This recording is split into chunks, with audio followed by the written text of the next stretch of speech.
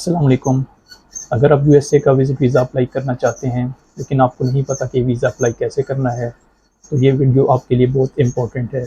इस वीडियो में मैं आपको स्टेप बाय स्टेप गाइड करूँगा कि आप अपना यूएसए का वीज़ा कैसे खुद अप्लाई कर सकते हैं बगैर किसी एजेंट की मदद से। तो चलें वीडियो को स्टार्ट करते हैं। तो पहला स्टेप जो है वो है DS-160 फॉर्म फिल करना। तो सबसे इम्पोर्टेंट जो आपका स्टेप आपके वीज़ा में है वो ये DS-160 फॉर्म है। इस DS-160 फॉर्म को फिल करने के लिए आपको सबसे पहले इस फॉर्म में जो डिटेल्स फिल करना है वो डिटेल्स आप सेपरेट अपने पास किसी जगह नोट कर सकते हैं। आप अपने पास नोट पैड पर या अपने सिस्टम पर कहीं भी वो इन्फॉर्मेशन टाइप कर सकते हैं। वो सारी इन्फॉर्मेशन आपने इकट्ठी कर लेनी है और उसके बाद आप अपना DS-160 फॉर्म फिल करना स्टार्ट करेंगे। उस इन्फॉर्मेशन में आपके पासपोर्ट की इन्फॉर्मेशन, उसके अलावा आपके एड्रेस, आपके कॉन्टैक्ट नंबर, आपके सोशल मीडिया अकाउंट्स, उसके अलावा आपकी जॉब की या बिज़नेस की डिटेल्स और आपकी फैमिली की डिटेल्स, ये सब डिटेल्स आपने अपने पास सेपरेट नोट कर लेनी है और उसके बाद आपने सिस्टम पर बैठकर अपना फॉर्म ऑनलाइन फिल करना है। तो सबसे पहले मैं आपको बताता चलूँ कि ऑनलाइन जब आप ये फॉर्म फिल करना स्टार्ट करेंगे तो वेबसाइट पर ये फॉर्म अवेलेबल है। गूगल पर आप इसको DS-160 ऑनलाइन फॉर्म के नाम से चेक कर सकते हैं, तो इजीली ये आपको अवेलेबल हो जाएगा। उसके लिए एक सेपरेट वीडियो भी मैं अपलोड कर दूंगा, आप वहाँ से भी हेल्प ले सकते हैं। तो DS-160 फॉर्म आप खुद फिल कर सकते हैं। ये बहुत ही डिटेल्ड और एक आसान फॉर्म है जिसके अंदर आप अपनी हर डिटेल मेंशन कर सकते हैं जो आपसे पूछी जाती है। और ये फॉर्म इतना डिटेल्ड फॉर्म होता है कि इसी की बेस पर आपकी प्रोफाइल को जज किया जाता है, आपकी एप्लीकेशन की असेसमेंट की जाती है और आपके वीज़ा डिसीजन में इसका बहुत बड़ा रोल होता है। तो DS-160 फॉर्म जब आप फिल करना स्टार्ट करेंगे तो इसमें आपकी सबसे पहले पर्सनल डिटेल्स, आपके पासपोर्ट की इंफॉर्मेशन, उसके अलावा आप क्या जॉब करते हैं या बिज़नेस, उसकी डिटेल्स, आपकी फैमिली के बारे में पूछा जाता है और इसके साथ आपका जो होम एड्रेस है, मेलिंग एड्रेस है, ये इन्फॉर्मेशन रिक्वायर्ड होती है। उसके अलावा आपके सोशल मीडिया के जो हैंडलर हैं उनकी डिटेल्स चाहिए होती हैं और सबसे बढ़कर ये कि आपका प्लान पूछा जाता है कि आप यूएसए कब जाना चाहते हैं, कि आप यूएसए कब जाना चाहते हैं और कितने दिन के लिए जाना चाहते हैं और किस किस शहर को आप विज़िट करेंगे।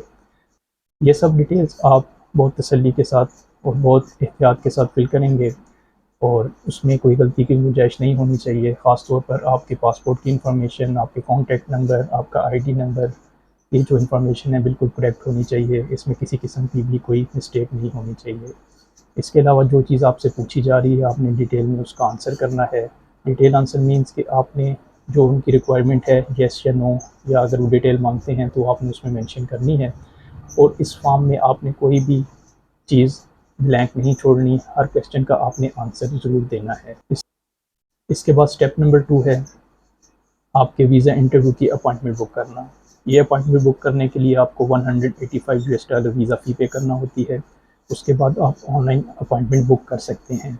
वीज़ा फ़ी पे करने के बाद आप सिस्टम में एक्टिवेट हो जाएंगे और आप आसानी के साथ अपने यूएस वीज़ा इंटरव्यू की अपॉइंटमेंट बुक कर लेंगे। अगर हम बात करें पाकिस्तान की, पाकिस्तान में ये अपॉइंटमेंट एक ही दिन के लिए बुक होती है जिसमें आपके बायोमेट्रिक्स, आपकी पिक्चर और आपका वीज़ा इंटरव्यू लिया जाता है। लेकिन अगर हम बात करें इंडिया की, वहाँ पर ये अपॉइंटमेंट आपको 2 हिस्सों में लेना होती है। पहले दिन आपको वीज़ा एप्लीकेशन सेंटर की अपॉइंटमेंट लेना होती है जिसमें जाकर आप अपने बायोमेट्रिक्स और पिक्चर देते हैं। उसके बाद नेक्स्ट डे आपको जो अपॉइंटमेंट मिलती है वो आप यूएस एम्बेसी या कॉन्सुलेट जाकर अपना इंटरव्यू देते हैं।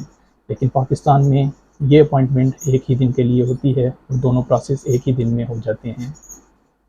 पाकिस्तान में आप यूएस एम्बेसी इस्लामाबाद या यूएस कॉन्सुलेट कराची के लिए अपनी अपॉइंटमेंट बुक कर सकते हैं।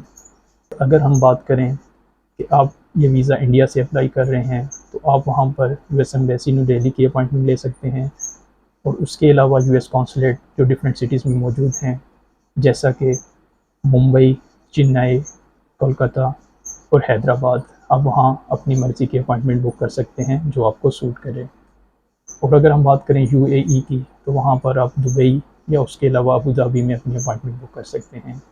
जबकि अगर आप सऊदी से अपना वीज़ा अप्लाई कर रहे हैं तो रियाद में यूएस एम्बेसी मौजूद है, आप वहाँ की अपॉइंटमेंट बुक कर सकते हैं। अपॉइंटमेंट बुक करने के बाद जो नेक्स्ट स्टेप है, आपने अपने डॉक्यूमेंट्स रेडी करने हैं। आपने अपने डॉक्यूमेंट्स की एक चेक लिस्ट बना लेनी है ताकि आपको किसी किस्म की परेशानी ना हो। इस चेक लिस्ट के मुताबिक अपने डॉक्यूमेंट्स अरेंज करके यूएस वीज़ा इंटरव्यू वाले दिन एम्बेसी या कॉन्सुलेट पहुंचना होगा। इन डॉक्यूमेंट्स की अगर हम बात करें तो सबसे पहले आपका original passport, DS-160 form confirmation page जो सबमिशन के बाद आपको हासिल होता है। इसके अलावा आपकी जिस दिन की अपॉइंटमेंट है वो अपॉइंटमेंट लेटर आपके पास मौजूद होना चाहिए। आपकी बैंक स्टेटमेंट, आपकी जॉब से रिलेटेड डॉक्यूमेंट्स, आपके बिजनेस से रिलेटेड डॉक्यूमेंट्स, आपके प्रॉपर्टी के डॉक्यूमेंट्स, ये सब चीज़ें आपके पास मौजूद होनी चाहिए। अगर आप बिज़नेस वीज़ा पर यूएस जाने का इरादा रखते हैं और वहाँ पर कोई सेमिनार या कॉन्फ्रेंस अटेंड करना चाहते हैं तो वहाँ का इनविटेशन लेटर आपके पास ज़रूर मौजूद होना चाहिए, जो ये शो करे कि आप इस दिन ये कॉन्फ्रेंस या ये सेमिनार या ये ट्रेनिंग अटेंड करने के लिए जाना चाहते हैं। ये सपोर्टिंग डॉक्यूमेंट्स हैं जो आपको साथ ले जाना बहुत ज़रूरी हैं। वीज़ा ऑफिसर किसी भी वक्त आपसे कोई डॉक्यूमेंट भी मांग सकते हैं। और अगर आप अपने किसी फैमिली मेम्बर या फ्रेंड को यूएस में विज़िट करना चाहते हैं तो आपके पास उनकी डिटेल्स भी अवेलेबल होनी चाहिए। उनके वीज़ा का स्टेटस क्या है, और अगर पॉसिबल हो तो उनकी वीज़ा की कापी भी आप अपने साथ रख लें। या आपको ये ज़रूर पता होना चाहिए कि उनका वहाँ पर स्टेटस क्या है, किस स्टेटस पर वो वहाँ रह रहे हैं, क्योंकि आपसे ये भी पूछा जा सकता है। अब हम बात करते हैं वीज़ा इंटरव्यू की। तो वीज़ा इंटरव्यू इंग्लिश में होता है, लेकिन आपकी सहूलत के लिए एम्बेसी या कॉन्सुलेट में ट्रांसलेटर भी मौजूद होते हैं। अगर आप इंग्लिश में इंटरव्यू नहीं देना चाहते तो आप अपना इंटरव्यू उर्दू में भी दे सकते हैं। मोस्टली केसेस में वीज़ा ऑफिसर वहाँ की लोकल लैंग्वेज, जैसे हमारे यहाँ की लैंग्वेज उर्दू है, वो भी जानते हैं और वो आपसे खुद उर्दू में इंटरव्यू भी ले लेते हैं। वीज़ा ऑफिसर सबसे पहले आपसे जो क्वेश्चन पूछते हैं, ये क्वेश्चन बहुत कॉमन है और हर वीज़ा एप्लीकेंट से पूछा जाता है, आप यूएसए विज़िट क्यों करना चाहते हैं। इस क्वेश्चन का आंसर जो ही आप देते हैं तो उसके बाद आपका प्रॉपर इंटरव्यू स्टार्ट हो जाता है। वीज़ा ऑफिसर आपसे आपकी जॉब या बिज़नेस के मुतालिक भी पूछते हैं, और इसके अलावा आप अगर किसी फैमिली मेम्बर को विज़िट करने जा रहे हैं, उनका स्टेटस, उनकी डिटेल्स भी आपसे पूछ लेते हैं। और अगर आप बिज़नेस ट्रिप पर जा रहे हैं और कोई सेमिनार या कॉन्फ्रेंस अटेंड करना चाहते हैं तो उसके बारे में क्वेश्चन भी आपसे पूछे जाते हैं। यहाँ पर बात करें आपकी ट्रैवल हिस्ट्री की, तो ये बहुत मायने रखती है आपके वीज़ा इंटरव्यू में।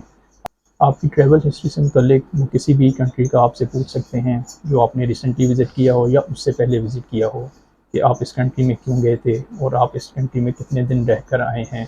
इससे मुतल्लिक कोई क्वेश्चन आपसे किया जा सकता है।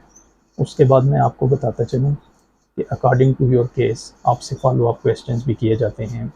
आपने कॉन्फिडेंट रहना है और इन सब क्वेश्चंस का आंसर बहुत अच्छे तरीके से देना है। आपने नर्वस बिल्कुल नहीं होना, टू दी पॉइंट अपने आंसर वीज़ा ऑफिसर को देने हैं। और एक बात का ख्याल रखना है, आई कॉन्टैक्ट बहुत ज़रूरी है। आपने वीज़ा ऑफिसर की तरफ देखकर बात करनी है, लेफ़्ट राइट या ऊपर नीचे बिल्कुल नहीं देखना। आपसे पूछे गए हर क्वेश्चन का आंसर आपने सिंपल देना है। अगर आपसे एक्सप्लेनेशन का कहा जाए तो एक्सप्लेनेशन आपने देनी है, अदरवाइज़ आप अपने आंसर को सिंपल और शॉर्ट रखें। यहाँ एक बात बहुत ज़रूरी है कि आपने अपने इंटरव्यू में कोई बात झूठ नहीं कहनी। आपसे जो क्वेश्चन किया जाए उसका बिल्कुल सच आंसर देना है। अगर आप टूरिस्ट हैं तो वीज़ा ऑफिसर आपसे वहाँ की मुख्तलिफ टूरिस्ट अट्रैक्शन के बारे में पूछ सकते हैं कि आप वहाँ किस स्टेट, किस सिटी में जाना चाहते हैं और कौन सी टूरिस्ट अट्रैक्शन विज़िट करना चाहते हैं, कितने दिन आप वहाँ स्टे करेंगे और उसके अलावा आपके क्या प्लान्स हैं, आप क्या करना चाहते हैं।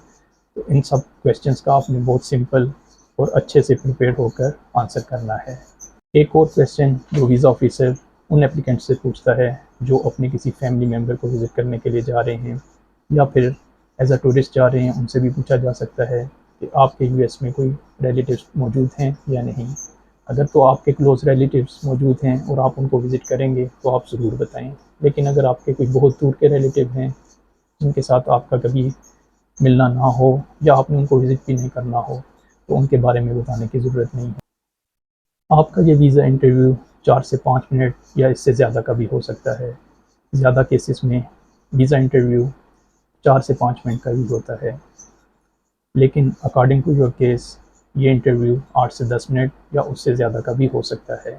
तो आप इसके लिए प्रिपेयर रहें और हर क्वेश्चन का आंसर बहुत अच्छे से और सोच समझ कर दें। तो अब हम बात करते हैं इंटरव्यू डिसीजन की।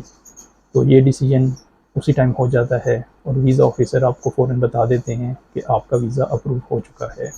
अगर तो आपका वीज़ा अप्रूव हो गया है तो वीज़ा ऑफिसर आपका ओरिजिनल पासपोर्ट जो आप इंटरव्यू स्टार्ट होते वक्त उनको हैंड ओवर करते हैं, वो पासपोर्ट अपने पास रख लेते हैं और आपको ब्लू कलर की एक स्लिप दे देते हैं जिसके ऊपर कुछ डिटेल्स मेंशन होती हैं, जिस पर टॉप पर यह डिटेल होती है कि आपका वीज़ा अप्रूव हो चुका है।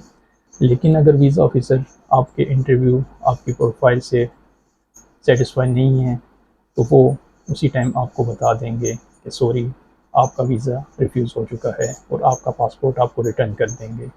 आपका पासपोर्ट रिटर्न करने के साथ वो आपको येलो कलर का रिफ्यूज़ल लेटर भी देंगे। ये रिफ्यूज़ल लेटर 2(1)B होता है, जिसमें मेंशन होता है कि आप वीज़ा ऑफिसर को सेटिस्फाइड नहीं कर सके, अपनी होम टाइज़ शो नहीं कर सके, जिसकी वजह से आपका ये वीज़ा रिफ्यूज़ हो चुका है। कुछ केसेस में वाइट कलर का रिफ्यूज़ल लेटर 2(1)G दे दिया जाता है और उसके साथ आपका पासपोर्ट भी रिटर्न कर दिया जाता है।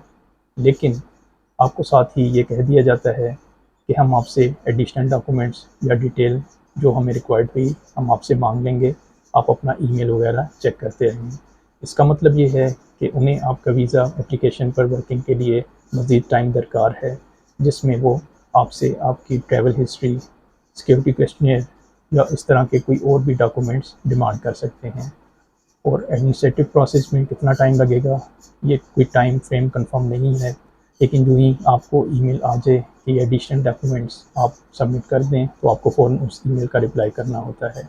उसके बाद आपकी जो वीज़ा एप्लीकेशन है उस पर डिसीजन हो जाता है। अगर आपका वीज़ा एक्सेप्ट हो गया है तो आपसे पासपोर्ट की डिमांड की जाएगी कि आप अपना पासपोर्ट सबमिट कर दें। लेकिन अगर आपका वीज़ा रिफ्यूज़ हो चुका है, उस सूरत में भी आपको बता दिया जाएगा कि आपका वीज़ा रिफ्यूज़ हो चुका है, आप नेक्स्ट टाइम अप्लाई कर सकते हैं।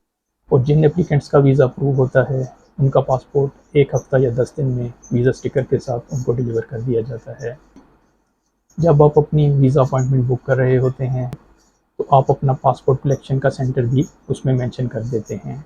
ये पाकिस्तान में डिफरेंट सिटीज़ में हैं, जैसा कि इस्लामाबाद, लाहौर, मुल्तान या कराची। आप अपनी मर्ज़ी का वीज़ा सेंटर सेलेक्ट कर लेते हैं और उस सेंटर पर आपका पासपोर्ट डिलीवर कर दिया जाता है।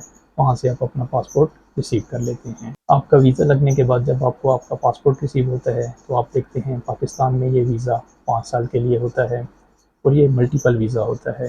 लेकिन अगर हम बात करें इंडिया की, तो इंडियन एप्लीकेंट्स के लिए, इंडियन नेशनल्स के लिए वीज़ा 10 ईयर्स का होता है। अगर आपको ये step by step guide helpful लगी हो, तो चैनल को सब्सक्राइब ज़रूर कीजिएगा। Thank you.